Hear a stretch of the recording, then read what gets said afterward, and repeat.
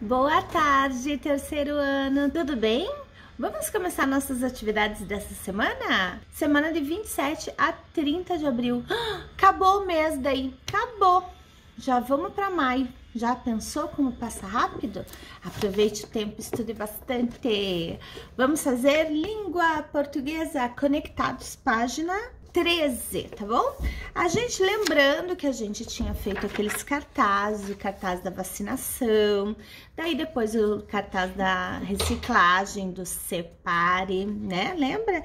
E agora a gente vai continuar essa atividade que é 3. Separe as sílabas das palavras sacolas e identifique a sílaba correspondente a cada composição. Siga a legenda. Então, assim, o C quer dizer consoante e o V quer dizer vogal.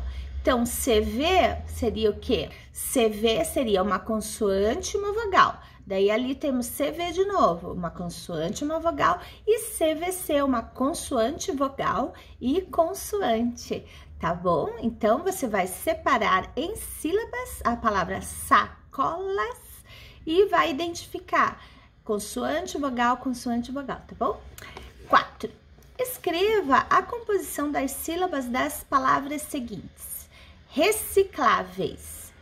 Então, você vai colocar ali C para consoante, V para vogal. C para consoante, V para vogal, tá bom? Daí, ali a gente tem a outra palavrinha que é orgânicos. Também vai fazer a mesma coisa, tá bom? 5. Identifique nas palavras da atividade 2 a palavra que tem a composição CCV. C, CV, CV. Então, você vai lá na 2, lembra? E daí, aqui você vai identificar uma palavra que tem essa escrita, que é CC, consoante, consoante, vogal, consoante, consoante, vogal, consoante, vogal. Daí, tu vai ter que procurar lá, hein? 6. Escreva no quadro as palavras a seguir de acordo com o número de sílabas de cada uma. Então, ali a gente tem alimentos, pão, legumes e papel. Daí, você vai separar em sílabas e vai contar as sílabas. Então, as que tem uma sílaba só, você vai escrever ali onde tá uma sílaba. Quem tem duas, no 2 sílabas. Quem tem 3, no 3 sílabas. E quem tem 4, no 4 sílabas, tá bom? Olha a letra, não aperta muito e nem faz muito fraquinho, senão a prof não consegue ver quando você manda, tá bom? Tô com uma dificuldade. Vamos lá, complete a tabela com outras palavras que você conheça. Então ali só vai ter 4 palavras, então vocês vão ter que achar mais 4 palavras que tenha 1, 2, 3 ou 4 sílabas, tá? Uma de cada um. As palavras podem ter diferentes quantidades de sílabas, como a gente viu, né? Agora, veja os nomes que elas recebem de acordo com o número de sílabas. Essa é uma matéria nova. Você vai aprender nomes diferentões agora. Porque cada palavra, dependendo da quantidade de sílabas, tem um nome. Então, palavras com uma sílaba, elas são monossílabas. Mono, que só tem uma. Exemplos. Pé, cão, ló. Essas palavras são monossílabas. Daí, palavras com 2 sílabas são dissílabas, que tem 2 sílabas. Então, a gente tem vida, doce, medo, café, bule. Palavras com 3 sílabas, trissílabas. Exemplos, campanha, campanha. Daí, temos criança e temos escola, 3 sílabas. E palavras com 4 sílabas ou mais, daí elas chamam polissílabas, tem mais de 4 sílabas, tá? Então, exemplos, vacinação, caderneta, solidariedade. Nossa, essa tem 6, viu só? Que loucura! Entenderam? Então, tem 4 nomes para as palavrinhas, que tem uma sílaba monossílaba, que tem 2 sílabas dissílaba, que tem 3 sílabas trissílaba, que tem 4 ou mais sílabas polissílabas, tá bom? Próxima página, página 14. Qual é a letra? Palavras terminadas em L e U. Leia em voz alta as palavras a seguir. Ah, essa aqui eu quero um áudio da galera me mandando, hein? Deixa eu te falar uma coisa. Quando a prof pede áudio ou vídeo, eu preciso ouvir vocês lendo. Não dá para fazer vídeo chamada direta a muita gente. E quando é Meet, é muito confuso, não dá para ouvir. Então, a maneira que eu tenho de ver se vocês estão aprendendo, se estão lendo direitinho, como que tá a fluência no ler, é você me mandando um áudio. Então, tô esperando, tá? Daí você vai ler. Eu vou ler aqui para você, para deixar mais fácil, que você sabe que eu tô aqui para facilitar. Leia em voz alta as palavras a seguir. Metal, papel, infantil, jornal, meu, europeu, sarau, sol, coral, mingau, degrau, carrossel, romeu, mel e caracol. Você pronunciou do mesmo modo o som final das palavras? Acho que sim, né? Escreva os nomes dessas figuras, siga as pistas. Olha só, o som é igual, mas só que como a gente escreve não é. Por exemplo, meu, é com U no final. Mel, não é. Mel, a diferença é mínima no som. Meu e mel, que a gente fala, né? Então, daí tem que ficar percebendo essas palavras para não fazer errado. Como que a gente fica sabendo disso? Prestando atenção como elas são escritas, tá bom? E tentando perceber a diferença mínima entre uma e outra. Escreva os nomes dessas figuras, siga as pistas. Publica notícias e reportagens. É usado na fabricação de chocolate. Protege a roupa em atividades como cozinhar. Instrumento musical de corda. Que letras aparecem no final dessas palavras? Sim, como será, tá bom, meus amores? Então, capricha na letra e estuda bastante. Começa a perceber essas palavrinhas que tem 2, 1, 3 sílabas. Vai percebendo no cotidiano que daí vai te ajudar bastante a fazer as atividades, tá bom? Vamos para matemática. Na matemática, livro A Conquista da Matemática, página 20. Matemática, a gente vai fazer um monte hoje. Por quê? Porque como na língua portuguesa tinha um monte de explicação, porque a aula não é só fazer atividade, é a gente entender o porquê que a gente está fazendo aquilo. E hoje a gente vai continuar trabalhando com os números, por isso que eu dei um pulo lá pra frente, porque senão a gente ia ficar vendo localização, que é importante também, mas eu achei que esse aqui é mais importante. Daí depois a gente volta, volta. O livro didático é assim, às vezes a gente vai lá pra frente, que tem uma atividade bem legal lá, daí volta, daí vai pra frente de novo, segue a sequência, não segue. O importante é aprender. Certo? Então vamos lá, página 20. Sistema de numeração decimal.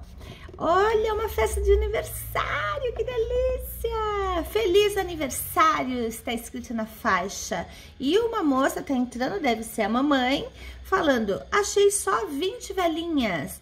Essa não, mas o papai faz 43 anos hoje. Ah, é a festa do papai. Já sei, teve uma menina que teve uma ideia. Já sei, vamos usar esse 20 velas para formar o número 43.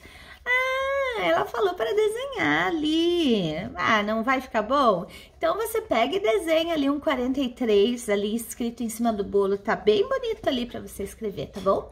Não faça umas velas muito grandes. Página 22. Os números no dia a dia. Observe as duas cartelas de adesivos abaixo e responda. Temos a cartela 1 ali e temos a cartela 2. Ó, percebam que na cartela 1 ela é menor e os desenhos são menores.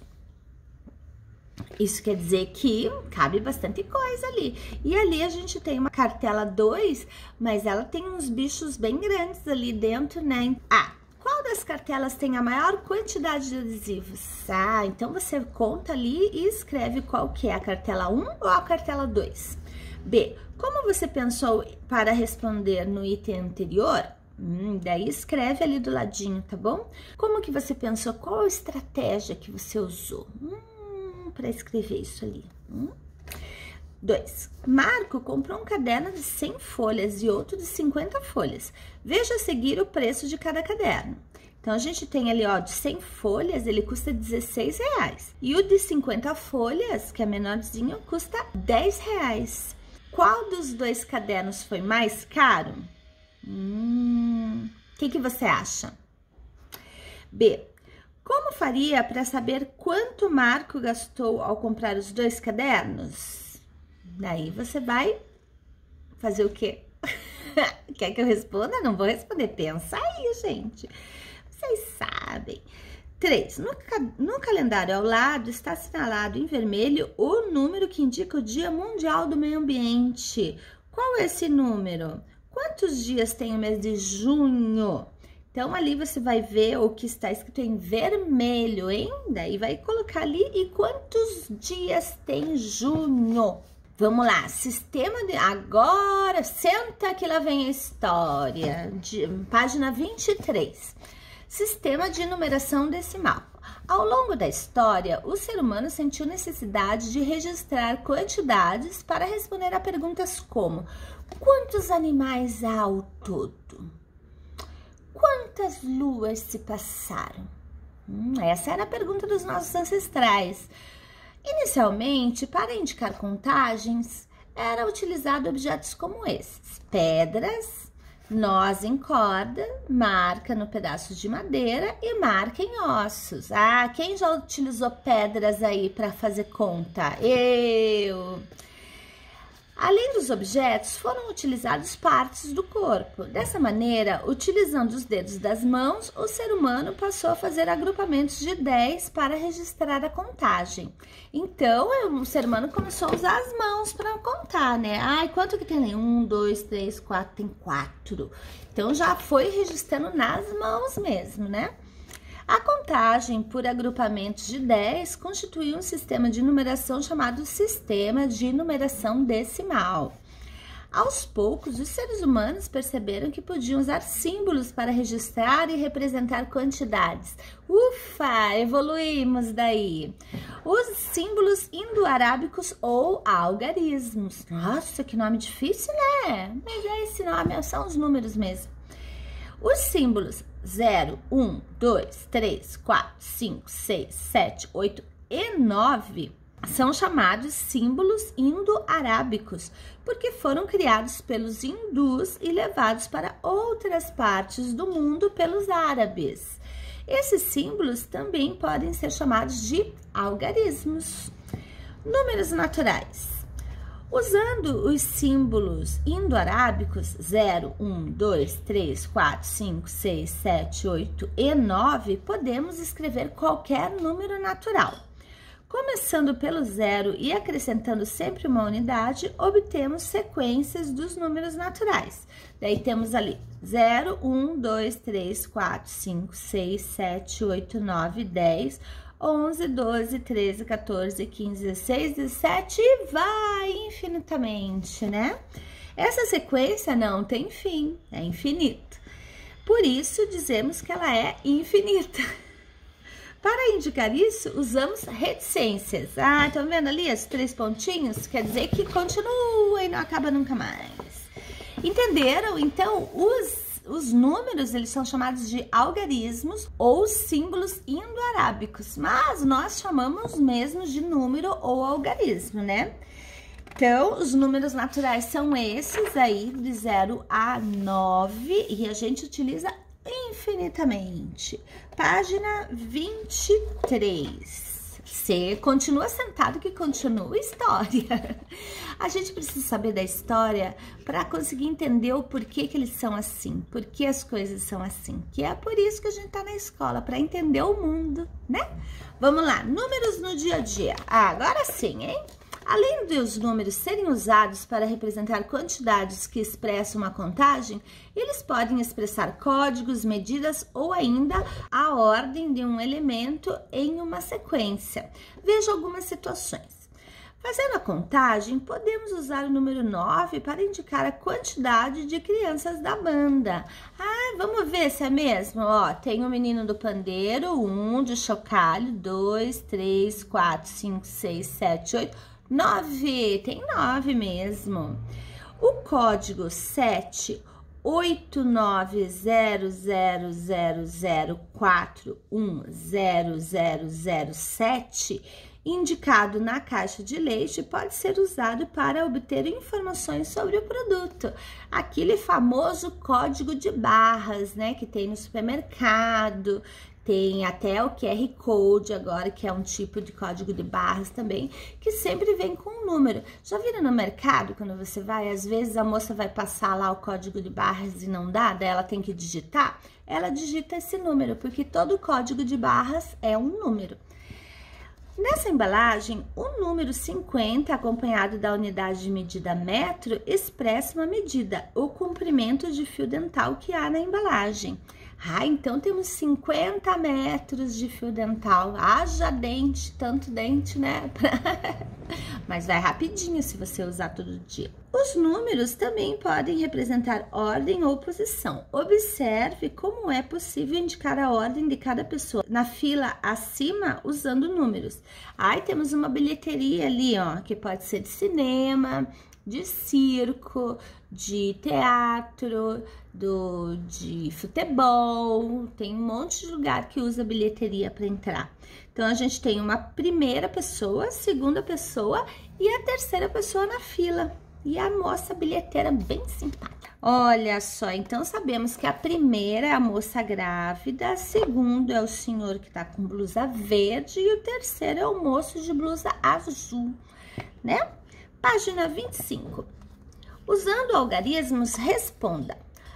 Quantos dias tem o mês do seu aniversário? Ah, então agora você vai olhar lá no calendário, pega um calendário que esteja na geladeira e vai ver lá qual é o seu mês. E daí vai escrever quantos dias tem. 30, 31 ou 28 ou 29. Porque fevereiro, dependendo do ano, ele tem 28 ou 29 dias, né? Então, não esqueça de colocar que mês que é, tá? Para a prof saber. Quantos anos você tem? Qual é o número da casa ou do prédio que você mora? Qual é o número do telefone da escola onde você estuda? E esse aí vai ter que procurar no Google, tá bom? Põe lá no Google. Qual é a posição de seu nome na lista de chamada da turma em que você estuda? Ah, essa aqui é difícil, você não sabe ainda, vai ter que me perguntar. Daí pergunta para mim que eu te respondo. 2. Observe o pódio de judô feminino nos Jogos Olímpicos de Londres em 2012. Vamos ver ali a foto do pódio de judô feminino nos Jogos Olímpicos de Londres em 2012. A gente tem uma moça de amarelo, é brasileira, ai que legal! E daí temos outras moças ali. Ela tá ali mais alta que todo mundo, né? Por que será? Qual a cor da blusa da representante da equipe vencedora? Como você chegou a essa conclusão que ela é vencedora? Eu sei que você sabe. Conexões. Tá acabando. Uma atleta de ouro. Nos Jogos Olímpicos de Londres, em 2012, a primeira medalha de ouro do Brasil foi da judoca Sara Menezes, que venceu a romena Alina Dumitru na final. Nascida em Teresina, no Piauí, a judoca treina desde criança e foi bicampeã nas Olimpíadas Escolares. Ao conquistar o ouro olímpico aos 22 anos, Sara Menezes tornou-se a primeira mulher brasileira a ganhar uma medalha de ouro no judô em Jogos Olímpicos. Olha, a judoca, ali a foto dela, a judoca Sara Menezes no primeiro treino para os Jogos Olímpicos do Rio de Janeiro de 2016. Para conseguir uma medalha tem que se esforçar, fazer bastante treinamento. Tá bom, meus amores? Acabou matemática. Vamos para história. Hoje é Senta que lá vai a história. Esses livros, olha, ó, fizeram a prof trabalhar dessa vez. Então, a história a gente já fez o joguinho, lembra esse joguinho? E a trilha da convivência, né? Então, agora vamos falar sobre convivência. Pouca gente me mandou jogando, hein? Fiquei triste. A convivência. Ao viver em sociedade, convivemos com muitas pessoas em diferentes situações. O convívio com outras pessoas possibilita a troca de informações e experiências. Em grupo, aprendemos e ensinamos constantemente. Podemos perceber como isso ocorre na sala de aula com base nas relações entre você, o professor e os demais colegas. Essa interação acontece quando partilhamos os mesmos espaços com as pessoas à nossa volta. É verdade, né? Eu acho que a gente tá perdendo bastante de ficar em casa, né, nessa pandemia, porque a gente tá deixando de conviver com os colegas. Ao mesmo tempo, apesar de tudo, a gente tá convivendo mais com a nossa família. Então, a gente tá tendo a oportunidade de aprender também com os familiares. Tem um pensamento que é assim, que eu aprendo quando ensino e ensino quando aprendo. Então, eu sempre penso isso, porque a gente sempre tem uma experiência para passar para o outro, né? Mesmo criança, às vezes tem um outro olhar, dependendo do que a gente está falando. Então, eu sinto muita falta de ouvir vocês, de estar em sala de aula. Mas daqui a pouco isso vai passar e a gente vai poder conviver de novo, tá? Vamos lá. Os grupos de convívio podem ser de diversos tipos. Observe alguns exemplos. Então, a família prepara o jantar em São Caetano do Sul, em São Paulo, 2016. Daí, ali do lado, a gente tem uma comunidade indígena barazana, pratica ritual de oferenda de frutas, Manaus, Amazonas, 2014. Ali a gente tem trabalhadores rurais colhem maçãs em Fraiburgo, Santa Catarina, 2016. E a última foto, pessoas passeiam de bicicleta em Itupeva, São Paulo, 2016. Olha só, todos estão convivendo, cada um numa situação. Ali a família, uma situação familiar, depois dos indígenas uma situação ritualística, né, que faz parte da religião deles. Daí a gente tem os trabalhadores trabalhando, né, estão convivendo no trabalho, e as pessoas passeando de bicicleta, que é uma delícia, né, no meio do parque aqui, ó, que gostoso. Aí que é bom, hein? Há milhares de anos, os seres humanos passaram a viver em grupo, formando diferentes comunidades e sociedades. Essa organização possibilitou às pessoas melhores condições de sobrevivência. Assim, os objetivos comuns de um grupo podiam ser alcançados com menos dificuldade. Formas de interação, página 10. Formas de interação. Observe as fotografias a seguir. Por qual motivo você imagina que essas pessoas se aproximaram ou escolheram estar juntas? Então, ali em cima, a primeira foto é um grupo religioso em festa de Iemanjá, Salvador, Bahia, 2014. Ali embaixo, a gente tem torcedores em jogo de futebol, Rio de Janeiro, 2016. Olha, para quem que eles estão torcendo? Para o Brasil! Os seres humanos interagem e se agrupam por diferentes motivos. Pode ser por ligações afetivas, laços familiares, proteção e cuidado, alimentação, uso do mesmo espaço, crença, profissão, aprendizagem, interesses em comum e muitos outros motivos. Esses agrupamentos são chamados de comunidade. Agora vamos pular uma página, vamos direto para a atividade aqui, ó, atividade 12, tá bom?